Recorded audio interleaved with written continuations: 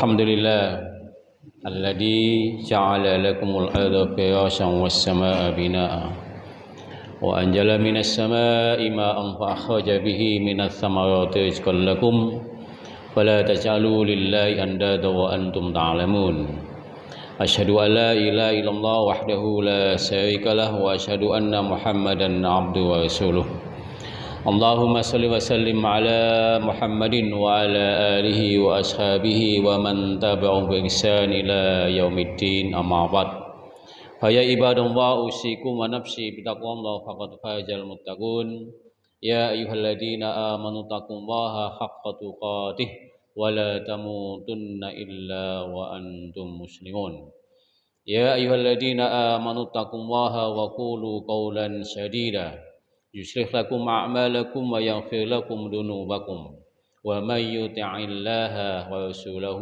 فقد فاز فوزا عظيما.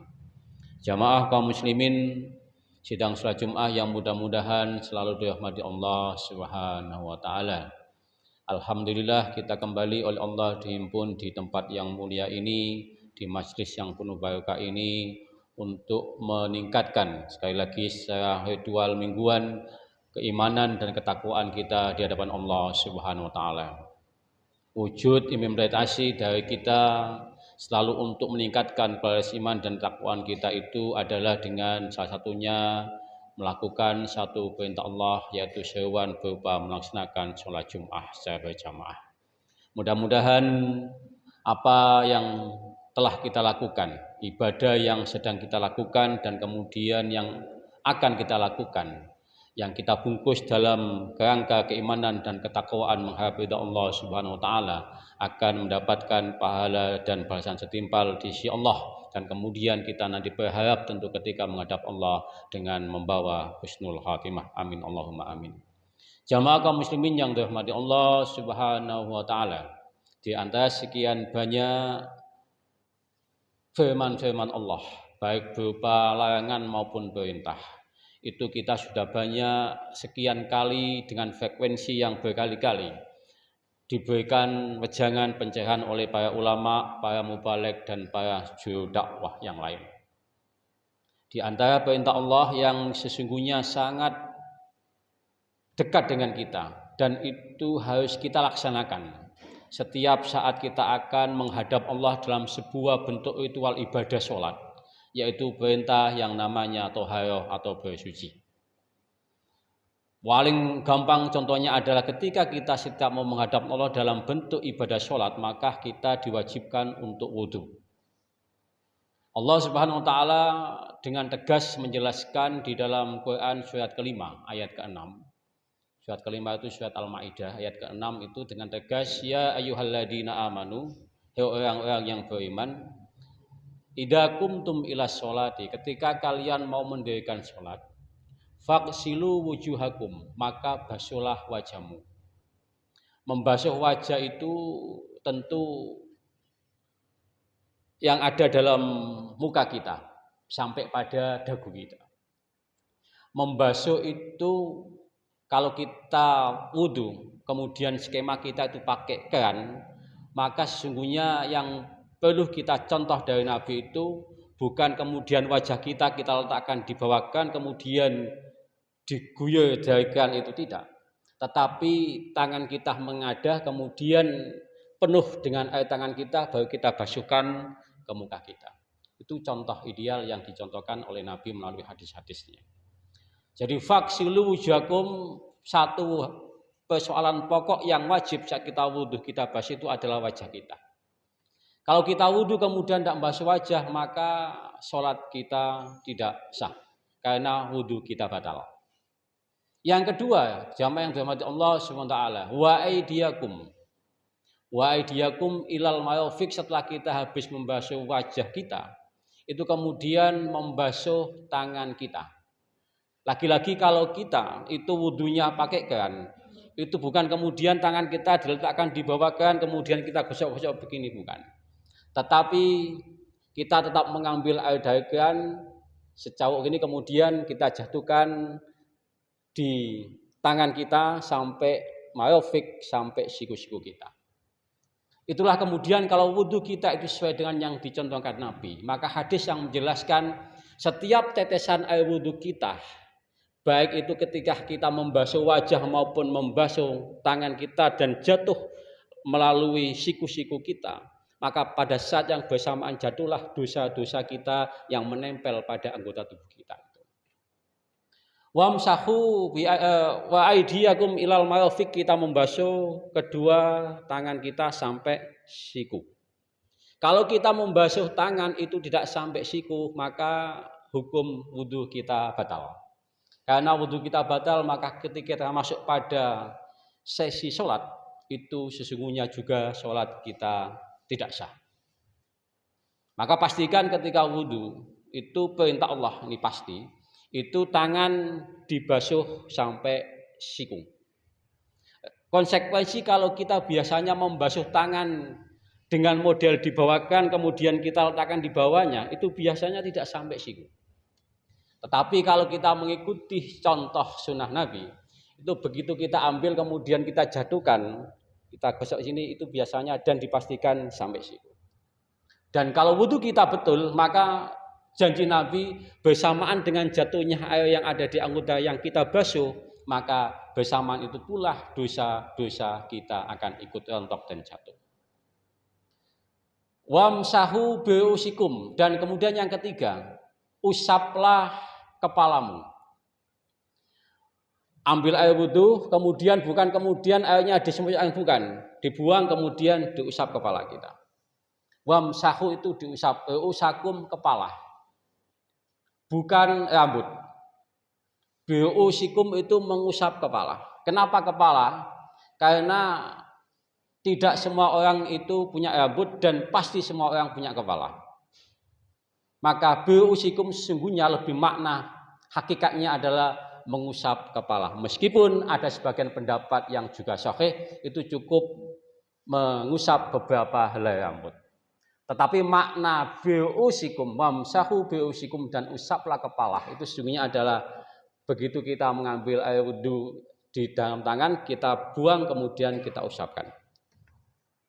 Yang keempat, wa arjulakum ilal ka'bain, kita basuh kedua kaki kita sampai kedua mata kaki kita. Kalau kita membasuh kaki itu tidak sampai kena mata kaki kita, maka atas dasar ayat di atas Al-Maidah ayat 6 itu wudhu kita tidak sah. Karena wudhu kita tidak sah ketika kita melakukan sesi berikutnya menghadap Allah dalam bentuk ibadah sholat, maka dikhawatirkan tidak sah juga. Kaum muslimin yang dirahmati Allah Subhanahu wa taala, ada 4 pokok dari ini. 4 pokok hal yang saat kita wudhu itu wajib kita perlakukan khusus. Membasuh muka, membasuh kedua tangan, mengusap kepala, dan membasuh kedua kaki. Selain 4 itu adalah sunnah. Contoh misalkan dalam banyak hadis Nabi menjelaskan. Karena Nabi Muhammad SAW itu ketika yatawadda, ketika beliau itu wudhu, itu famat mado salasan, berkumur 3 kali. Wastan syakka salasan, kemudian istinsyak, itu menghirup air di dalam hidung. Itu salasan, itu sunnah.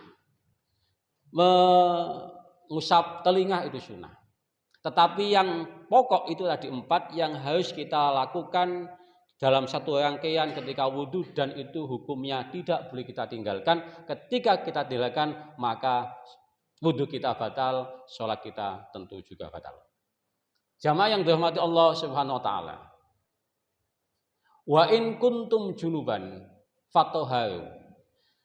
Ketika kita dalam keadaan junub, maka tidak cukup ketika kita mau sholat itu pakai wudhu saja, tidak. Tetapi harus pakai mandi jinabat. Kalau kita tidak dalam keadaan junub itu apa? Junub itu adalah satu keadaan yang terjadi dalam diri kita apabila pertama kita setelah melakukan hubungan badan. Maka setelah hubungan badan kita itu sedang junub, dan kemudian kalau mau sholat tidak hanya cukup dengan pakai wudhu saja, mesti pakai mandi jinabat. Wa in kuntum junuban fattoharu. Perintahnya adalah mandi, bukan perintah wudhu. Habis hubungan badan, kita tidak kemudian hanya wudhu saja, tapi harus mandi jinabat. Ketika habis mimpi basah, itu posisi kita dalam keadaan junub, maka ketika mau sholat, itu harus mandi jinabat. Mimpi yang tidak sampai basah, apakah pakai mandi jinabat? Tidak. Mimpi erotis, kemudian tidak sampai basah, apakah butuh mandi jinabat? Tidak. Mimpi basah tapi tidak diikuti dengan kenikmatan, apa mandi basah, mandi wajib, jinabat wajib. Dan lain sebagainya, penjelasannya banyak dalam kajian-kajian khusus bisa kita lakukan. Nah, bagaimana sesungguhnya mekanisme mandi jinabat yang dicontohkan Nabi itu?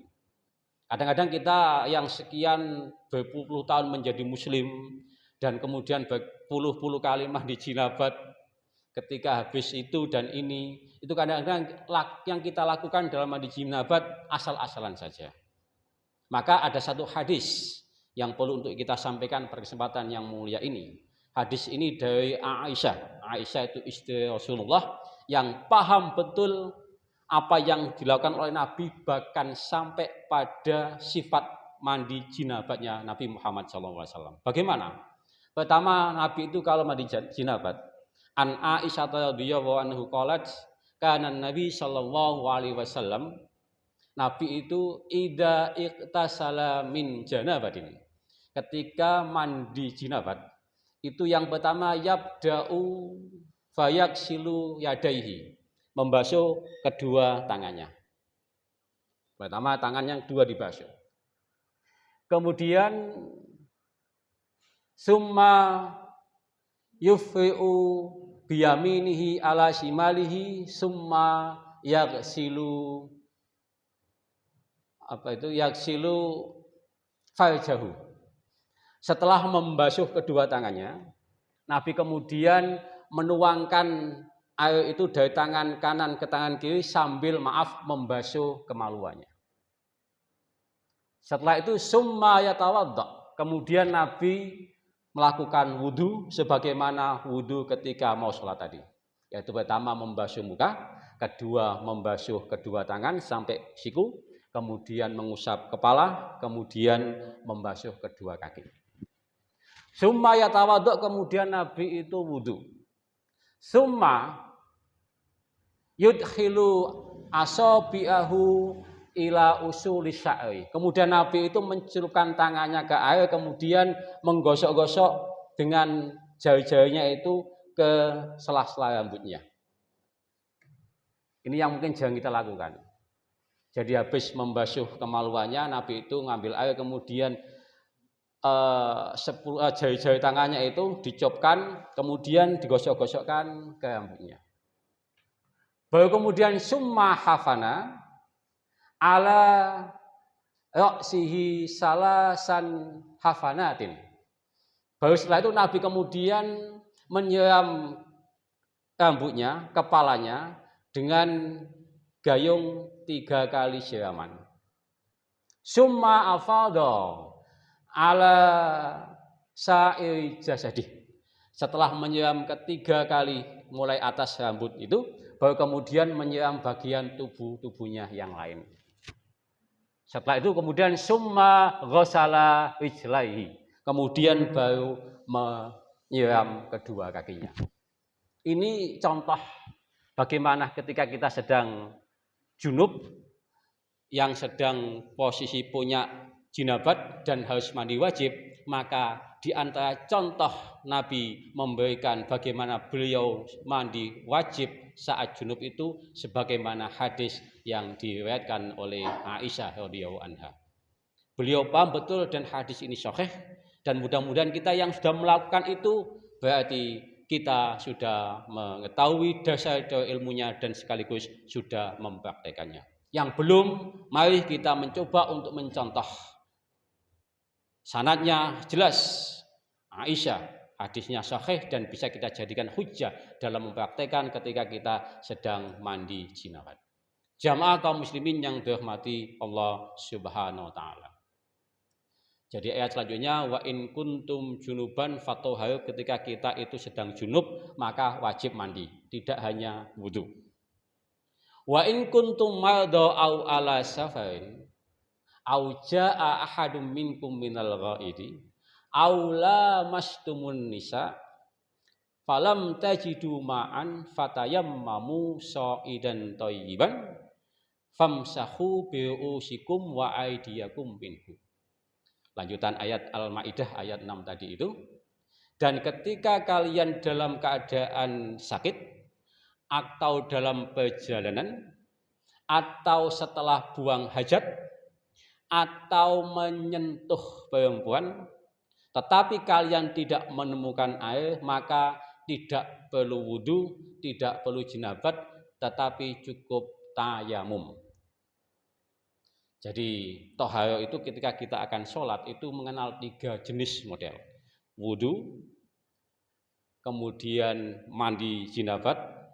Tetapi ketika kita tidak menemukan air dalam situasi misalkan sakit tidak boleh disentuh air, kalau kena air itu maka menjadi semakin payah dan bahaya sakit kita.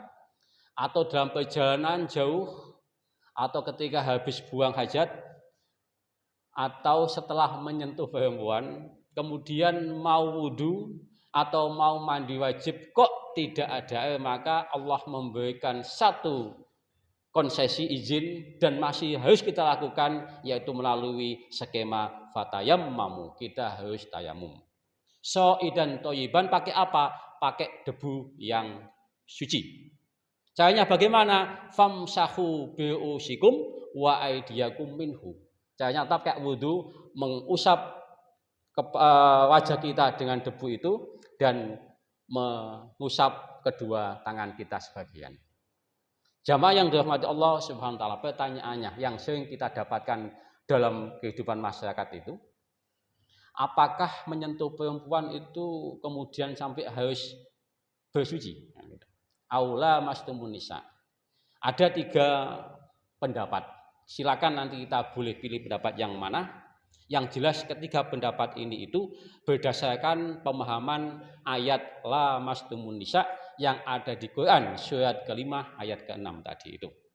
Yang pertama ada yang berpendapat Imam Abu Hanifah atau pengikutnya mengenamakan pengikut madhab Hanafi. Itu la mastumun nisa, menyentuh perempuan itu tidak membatalkan wudu dan boleh sholat.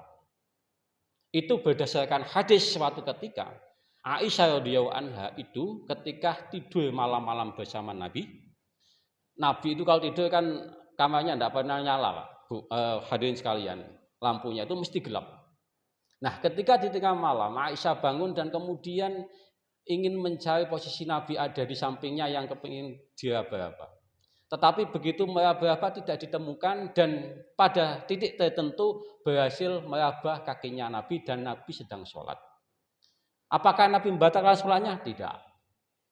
Ini yang jadikan pedoman Imam Abu Hanifah atau madhab Hanafi bahwa menyentuh wanita itu tidak batal.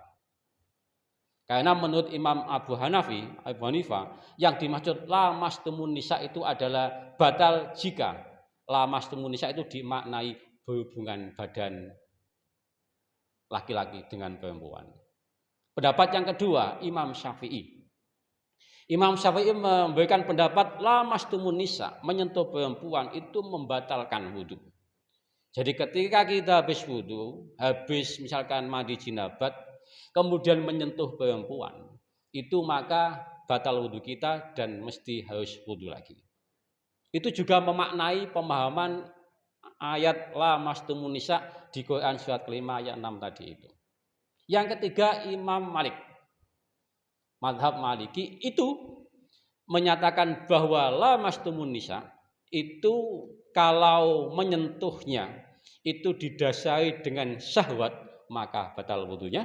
Tetapi kalau menyentuhnya itu biasa-biasa saja, tidak ada setum, tidak ada syahwat, maka tidak batal. Silakan kita bisa memilih yang mana, itu semuanya adalah pendapat dan itu merupakan pemahaman atas Al-Quran yang sama.